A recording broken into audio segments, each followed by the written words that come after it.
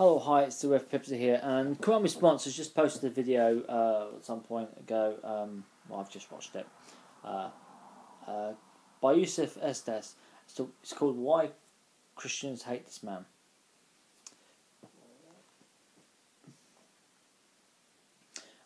He's talking about misconceptions of why people convert to Islam and why they're misconceptions.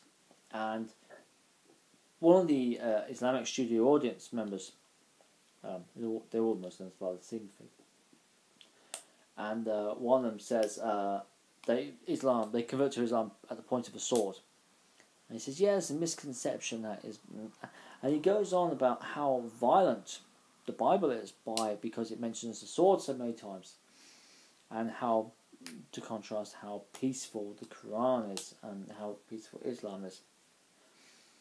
And he quotes a few incidents in the Bible where the word sword is mentioned to prove his point. So obviously these passages, okay, Muslims believe that the Bible is corrupted, but the Islamic position, certainly if you speak to Shabir Ali, etc., judging by it, is that whenever it agrees with the Quran, it's true. For want of a better word, it's kosher. It's good. It's unperverted. Whether it disagrees with the Quran, it's false. So obviously he's quoting these verses to prove his point. So these must be true verses. These must be what was handed down in the original Injil to the prophet Jesus. Okay, and he quotes this time where the sword is mentioned, and the first mention of the sword, which I'm going to speak about, is an altercation, which is an altercation in the garden where swords go flying and someone has their ear cut off. So let's put that into context, shall we? What actually happened? Okay, because I've asked this, and we'll find out what the response is shortly. And if anyone does give a response, I just ask, what actually happened in that circumstance? Because he immediately says this, the swords fly and someone gets their ear cut off. And then he goes on talking about something else. Talking about how wonderfully peaceful Islam is, etc. It's recorded in Matthew's Gospel, Luke's Gospel, Mark's Gospel, and John's Gospel. This event, although the details do vary as regard to what happened, as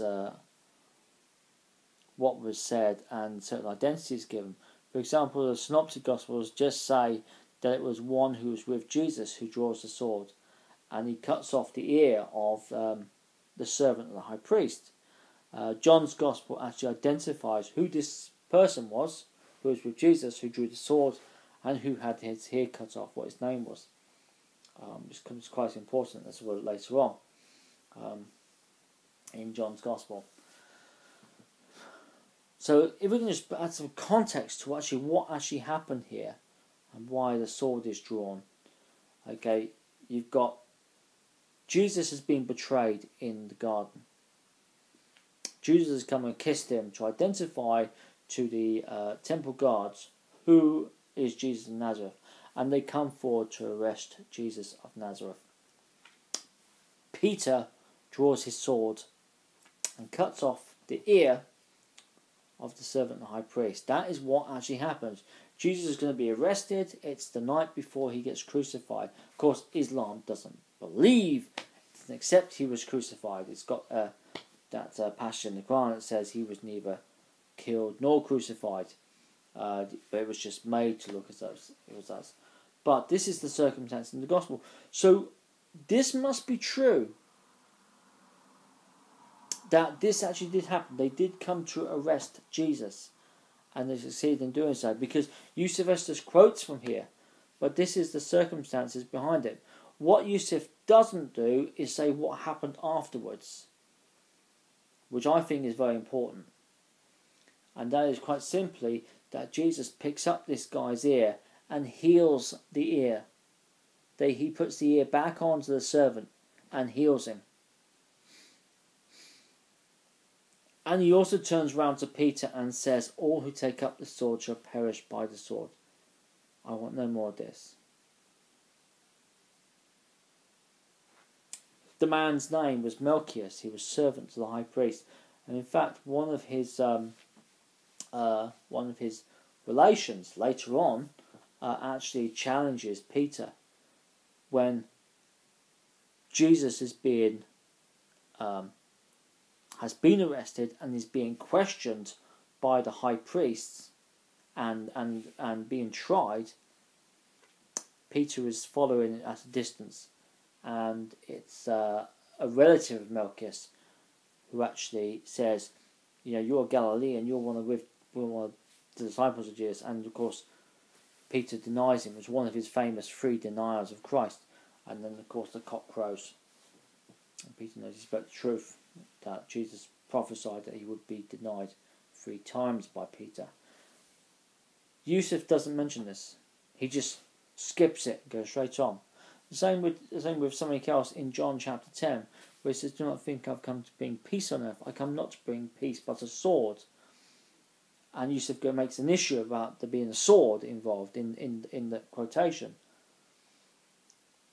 But Jesus goes on to put this in context, and it's quite plain from the context that this is a metaphorical sword, a sword that brings division between families. And indeed, you just look at a family, so in a devout Jewish family, where the person accepts Jesus as the Jewish Messiah. They won't normally kill him, but they'll certainly reject him out of the family. In Islam, yes, he will die. If a Muslim becomes a Christian in an Islamic country, the penalty for apostasy is death. And we hear many, many tales of that happening. So, once again, Yusuf just takes these words and he takes the scriptures out of context. He doesn't expand upon them. But they must be true because he's quoted from them to prove his point. And so, obviously, I don't hate Yusuf Estes. I don't know him personally. But I do hate what he does. And how he's handling the text in such a way that he would never do with the Quran, and he wouldn't accept me to come and do. He wouldn't accept it if I half quoted the verse. So there you have it. Please by all means go on, and I'll be looking forward to any responses to this video. If anyone else would like to disagree, that's what Yusuf was talking about. Whose ear did he get cut off in the Garden of Eden? Was Jesus arrested? Was he put on trial? Because the Quran, of course, says Jesus didn't die and he wasn't crucified either. So if you've got a different perspective from what the Gospels say, which must be a true account because Yusuf Estes has just quoted from them in support of a Quranic argument. So, thanks very much. I'd really like to know. Okay, God bless. Bye.